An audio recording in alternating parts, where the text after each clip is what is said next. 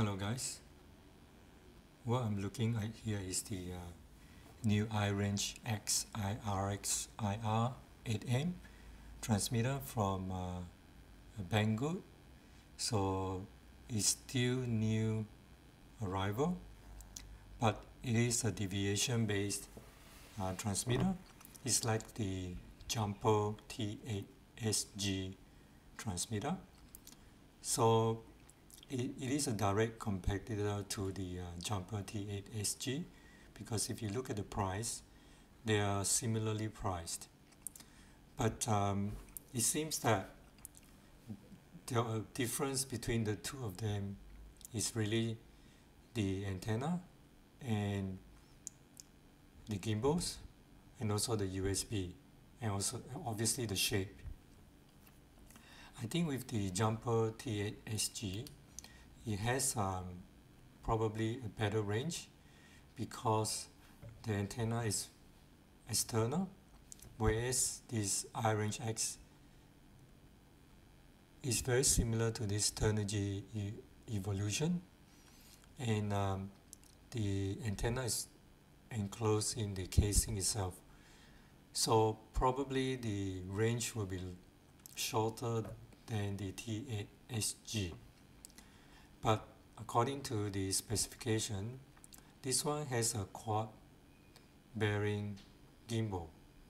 So which means that this gimbal will be much better than the gimbal here.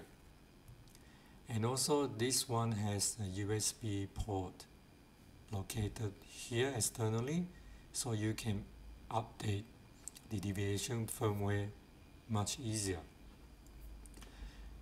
You need to have a USB port which is very accessible for deviation based transmitter, because deviation based transmitter will have updated firmware from time to time.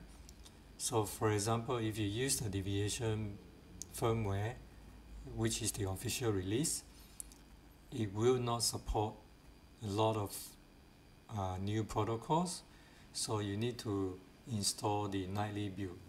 So that's why when you install deviation firmware, if you use the official release firmware, it's already outdated once it is released. So you need to install the nightly build.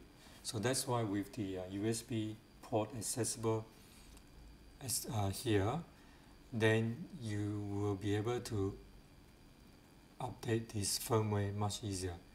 And also for FPV simulator, you can use this very easily, whereas for T8SG, the FPV simulator will be harder to use because of the USB port, which is inside the casing, and if you want to have access to the USB port, you need to cut away a bit of the casing at the back and use a USB extender cable to access the USB port of this Jumper T8SG. So if you look at the iRangeX transmitter, I think it seems to be a better built transmitter, and you have these 8 channels, so the 4 switches are really all you need. One for arming, one for mode, and one for beeper, and the rest are just additional.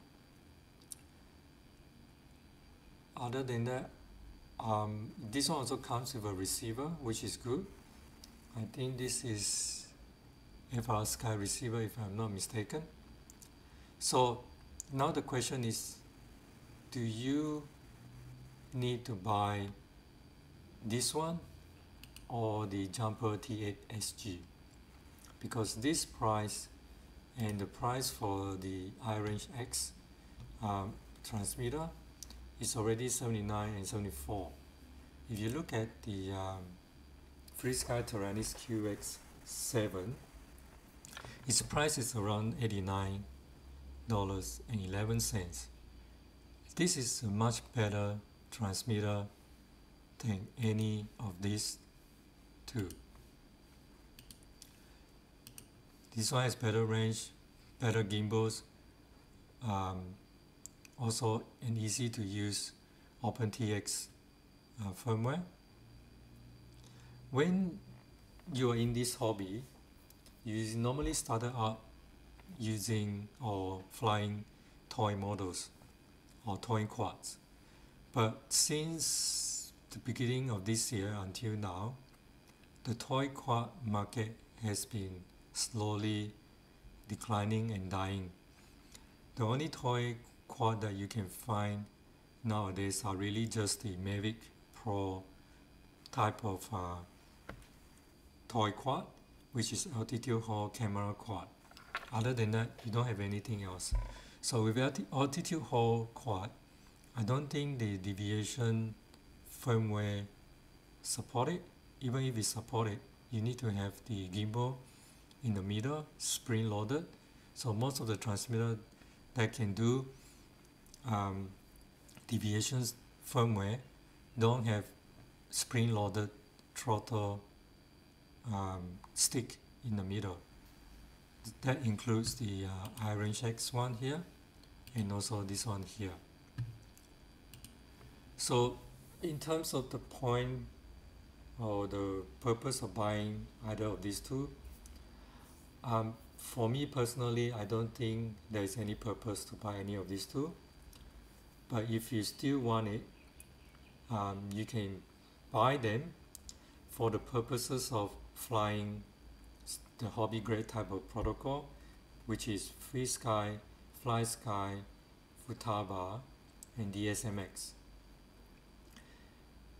But you need to consider whether the transmitter is good enough to fly your hobby grade quad.